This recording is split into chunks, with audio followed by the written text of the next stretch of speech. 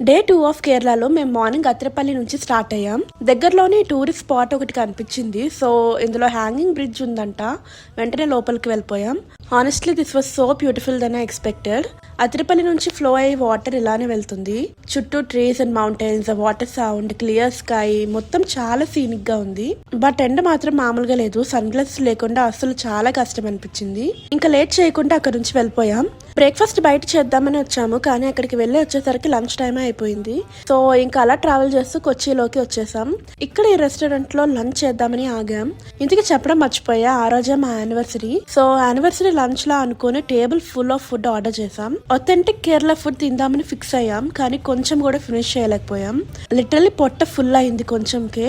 ఇంకా చేసేది ఏం లేక కొంచెం కొంచెం అన్ని తినేసి బయటకు వచ్చేసాం.